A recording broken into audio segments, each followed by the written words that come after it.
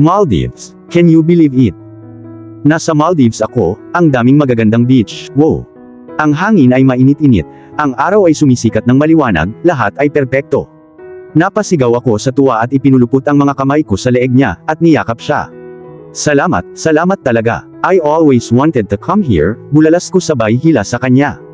You are welcome darling, nakangiting sabi niya sa sigla ko. Pagkatapos ay hinawakan niya ang kamay ko, bago ako iginiya pababa ng hagdan at patungo sa sasakyan na nakaparada doon para sa amin. Nadulas sa backseat, pinulupot niya ang kanyang mga kamay sa aking balikat bago nagsimulang gumalaw ang sasakyan sa mga kalsada ng Maldives. Nakatingin ako sa bintana, at may nakita akong beach sa di kalayuan. Makalipas ang kalahating oras huminto ang sasakyan at sa kanang bahagi namin ay ang beach. Diretso ba tayo doon? Sinenyasan ako ni Liam na lumabas habang nakasuot ng sunglasses, at sinundan ko siya sa beach at magkatabi kaming naglakad along the ocean. And to my surprise walang tao ang beach, wala ni isang tao doon. Hindi ko alam kung saan kami pupunta, pero tumahimik na lang ako at sumabay sa kanya sa paglalakad, enjoying the view. Pagkatapos ng 10 minutong paglalakad, nakaramdam ako ng pagod nang bigla akong huminto at napaupo sa buhangin. I am tired Liam, angal ko, I can't walk anymore. Saan tayo pupunta at kailan tayo makakarating doon? It's a surprise too darling, though makakarating tayo by the car pero naisip ko na gusto mong mamasyal sa beach, sinabi niya. It was fun at first but now I am completely tired. Now, you going to pick me up and walk until there? Tanong ko na ikinatawa niya ng malalim bago yumuko at binuhat ako in bridal style at nagpatuloy sa paglalakad. Nagulat ako na karga-karga niya talaga ako, kasi nagbibiro lang ako, pero hayaan mo na, gusto kong karga niya ako. Habang naglalakad siya, imbes na tumingin ako sa dagat sa tabi namin, ay abala ako sa pagtitig sa kanya. He looked like a Greek god with those sunglasses at mahirap pa ring paniwalaan na itong Greek god ay asawa ko na ngayon, akin na siya. Sumandal ako at naglagay ng halik sa kanyang leeg na nagpatigil sa kanya habang nakatingin siya sa akin at binigyan ko siya ng isang nahihiyang ngiti. Ngumiti siya pabalik bago nagpatuloy sa paglalakad. Makalipas ang mga 5 hanggang 7 minuto ay huminto siya sa harap ng isang 2 palapag na cottage na may tabing dagat sa harap nito. Marahan niya akong ibinaba sa aking mga paa. Are we staying here? Nagtatakang tanong ko na umaasang sasagutin niya ng yes. Yes darling, we are staying here. This is my cottage and this area of the beach is also owned by me. Walang makakaistorbo sa atin dito, dagdag niya. Yes, bulalas ko, salamat Liam. Inilagay niya ang kanyang braso sa aking ibabang likod bago ako iginiya patungo sa 3 hanggang 4 na hakbang patungo sa pintuan ng cottage. Naglabas siya ng susi bago ipasok sa lock at binuksan ang pinto. The interior was so warm and cozy, it felt just like home. How come this is so clean? Tanong ko sa kanya. Ito ay nililinis minsan sa loob ng 2 linggo at lalo na kapag kailangan kong pumunta. Pagkatapos tingnan ang sala at kusina ay sinundan ko siya sa itaas sa master bedroom. Maganda ito ngunit ang pangunahing nakatawag pansin sa akin ay ang balcony, dahil ang tanawin mula doon ay kahanga-hanga habang ang sinag ng araw ay sumisikat sa asol na dagat, kumikinang. Nakatayo ako sa balcony habang nakapatong ang mga kamay ko sa railing nang dumating si Liam at tahimik na tumabi sa akin. So, hanggang kailan tayo dito? Tanong ko pambasag ng katahimikan. 4 days including today. Sorry but we can't stay more here, because I have some important work back home, malungkot niyang sabi at nalungkot din ako dahil mas gusto kong manatili dito pero hayaan mo na. Kailangan din ako ni Angela. Inilagay ko ang kamay ko sa balikat niya at sinabing, okay lang Liam, hinihintay din pala tayo ni Angela pauwi. Hinila niya ako palapit sa bewang ko at hinalikan ako sa noo. Magpahinga ka muna, magbe-beach tayo mamayang gabi, sabi niya at tumango naman ako bago pumasok sa loob at after getting fresh ay humiga na ako sa kama nang hindi nagtagal ay nakatulog na ako. Nagising ako sa gabi, hindi na sumisikat ang araw sa halip ay may mahinang sinag nito. Lumabas ako ng kwarto at hinanap si Liam at sa wakas ay narating ko ang isang kwarto. Bahagyang nakabukas ang pinto at sumilip ako sa loob nang makita ko siyang gumagawa sa laptop niya, may desk sa gitna at nagkalat ang mga files dito. Nagmukha itong study room. Binuksan ko ang pinto at pumasok, at nang makita niya ako ay binigyan niya ako ng pagod na ngiti habang iniunat niya ang kanyang mga braso, nakasandal sa upuan. Tumayo ako malapit sa kanya habang sinasabi niya, "You want something?" Umupo ako sa kandungan niya habang pinulupot niya ang braso niya sa bewang ko at isinandal ko ang ulo ko sa dibdib niya. Bakit hindi ka nagpahinga Liam? Can't you forget about your work for a few days, and enjoy your time in this heaven? Reklamo ko. It sure is a heaven but I have been here before also so, that's why. But if you want then I can definitely spend some time with my goddess, namula ako nang tawagin niya akong goddess. Anong gusto mong gawin, darling? Tanong niya. Beach. Punta tayo sa beach. Okay, meet me at the door in 5 minutes, sabi niya bago ako tumayo at lumabas na siya ng study. Pumunta ako sa kwarto at binuksan ang luggage na nakaimpake para maghanap ako ng swimsuit at wala ni isang swimsuit. I mean a proper one, puro bikini. Wala naman akong magawa kaya pumili ako ng bikini at sinuot at nagtalukbong ng robe. Hinawakan niya ang kamay ko, naglakad kami palabas ng pinto, sa beach. You wanna swim? Tanong niya sa akin. Well, I actually have a bit hydrophobia, I think I would be fine at the edge of the water. Hindi ka marunong lumangoy, at umiling ako. Come on, I will teach you how to swim, it's really easy, sabi niya sabay hawak sa braso ko, at sinimulan akong hilahin papunta sa tubig. No, I don't want to learn it, I am fine, protest ako. Pinaalis mo ako sa trabaho ko, ngayon, it is my turn, so, you have to listen to me now. Ngumisi siya.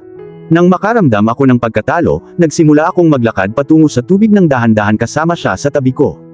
Hinawakan ko ang biceps niya bago naglakad papunta sa mababaw na tubig. Tanggalin mo na yung robe mo, Aliyah, sabi niya at naalala ko na suot ko pa pala. Tinanggal ko ang robe ko at itinapon sa buhangin and on seeing Liam's eyes became a shade darker. Matindi ang titig niya sa akin at medyo nakaramdam ako ng hindi komportable habang tinitigan niya ako mula ulo hanggang paa. I made a effort to cover myself with my arms, pero pinigilan niya ako habang nakatayo siya sa harapan ko, nakatitig ng diretso sa mga mata ko. Mahigpit ang pagkakahawak ng mga kamay niya sa bewang ko, habang sinusundan niya ng halik ang leeg ko. Ang gulo ng isip ko dahil sa mga kinikilos niya at hindi ako makapag-isip ng maayos.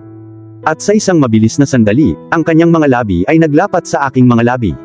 Habang ang aming mga labi ay hinubog sa isang kagyat at isang mapusok na halikan na nagpapasabog ng mga butterfly sa aking tiyan. Ipinatong ko ang mga kamay ko sa balikat niya habang patuloy siya sa paghalik sa akin. Pagkaraan ng ilang minuto ay humiwalay siya at ibinaon ang kanyang ilong sa leeg ko, habang mahinang bumulong. You drive me crazy, Aliyah. At ang kanyang mga aksyon ay sapat na upang bigyang katwiran ang pahayag na iyon. Swimming, we were about to swim. I shuddered dahil hindi pa rin gumagana ng maayos ang isip ko. Humiwalay siya at ngumisi sa akin bago sinabi, You didn't want to swim right, we can go back and continue. Inilagay ko ang daliri ko sa labi niya para ikulong siya at saka muling humawak sa biceps niya bago siya kinaladkad sa tubig kasama ko. I don't wanna go any further, sabi ko sa kanya habang nararamdaman kong lumalalim ang tubig sa bawat hakbang namin. Pumayag siya at pagkatapos ay tinuruan niya ako kung paano lumangoy, tinuruan niya ako ng mga basics sa susunod na kalahating oras, at pagkatapos ay pagod na pagod ako kaya nagpa siya kaming bumalik. Binuhat niya ulit ako ng bridal style, bago bumalik sa cottage. Bigla akong nagising sa kalagitnaan ng gabi pagkatapos ng nakakapagod na araw sa beach. Nakapulupot ang mga braso ni Liam sa bewang ko, habang mahimbing siyang natutulog. Ayokong gisingin siya, sinubukan kong tanggalin ang braso niya pero humigpit ang hawak niya. Matulog ka na, Aliyah, aniya sa namamaos na boses na nakapikit pa rin. Shit, ginising ko siya. Kailangan kong pumunta sa washroom. Ilang segundo ang lumipas, kumalas siya sa pagkakahawak at tumayo na ako at pumunta sa washroom. Pagkabalik ko, wala akong ganang matulog, 3:00 na ng madaling araw pero hindi man lang ako inaantok dahil napuno ng milyon-milyong mga iniisip ang isip ko. Natutulog si Liam, kaya, dahan-dahan akong naglakad patungo sa balcony habang nakatayo ako habang nakapatong ang kalahati ng katawan ko sa rehas. Maliwanag na nagniningning ang buwan, kabilugan ng buwan at napakaganda nito at lalong nagdagdag ng kagandahan sa dagat. Huminga ako ng malalim, iniisip kung paano nagbago ang lahat. The last 1 year had been a roller coaster ride for me from being raped, not exactly rape, but you can understand, sa pagiging buntis tapos itinapon sa labas ng bahay ko and finally marrying someone I never thought I would. Ang buhay ay hindi tiyak, hindi mo alam kung saang landas ka itatapon ng tadhana. Everything starts to seem perfect to me, si Liam is really caring and a really good father to Angela but I have a fear, this marriage was arranged, he married me because of Angela and what if one day, mawala na lang siya ng interest in this marriage? Paano kung iwan niya ako? Ayokong nasa ibang lugar kundi kasama siya. I like him and I really feel safe and secure with him. Hindi makatulog, narinig kong sabi ni Liam habang papalapit sa akin at tumabi sa akin. Oo. A penny for your thoughts, tanong niya sa akin habang abala ako sa pagtitig sa dagat. Nagpatuloy ako sa pagtitig sa dagat habang sinasabi ko, Nothing important.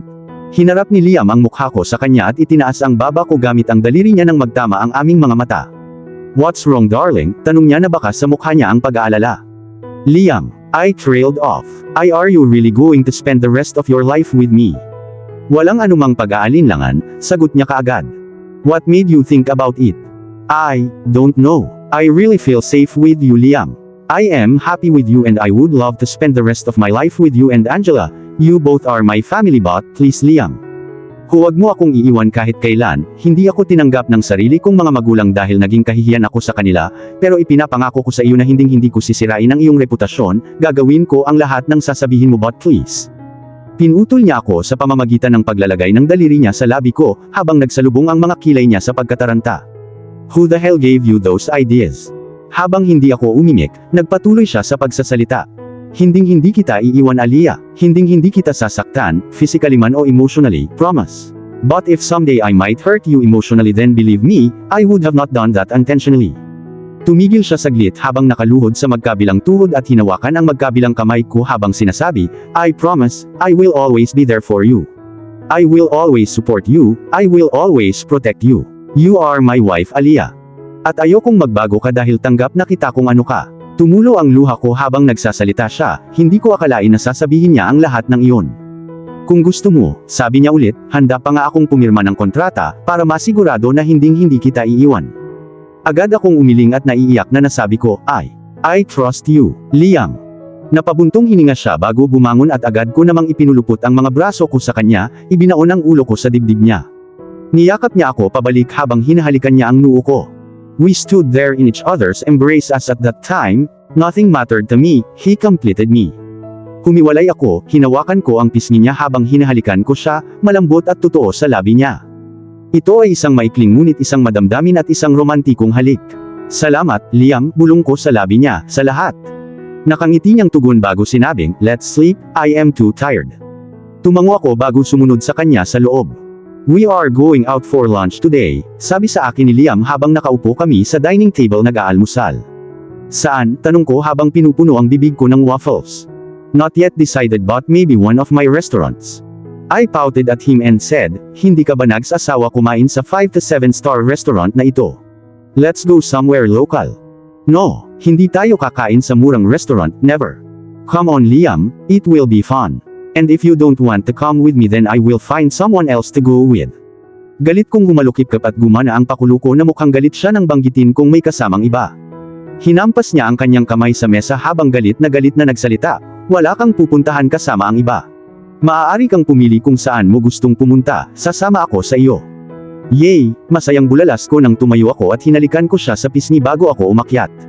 Please Liam, let me drive. I always wanted to drive in Maldives, I requested him for the 100th time habang nakatayo kami malapit sa kotse niya at hindi pa siya handang magmaneho. Hinatak ko ang braso niya habang patuloy ako sa pag-ungol. Please, please.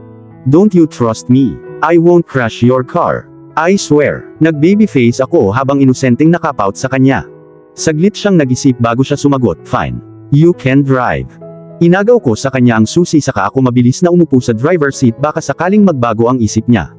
Umupo siya sa tabi ko habang pinaandar ko ang makina at nagsimulang magmaneho ng mabagal sa mga kalsada ng Maldives. You know what? Sabi ko sa kanya habang nakatutok ang mata ko sa kalsada, I am driving after more than half a year.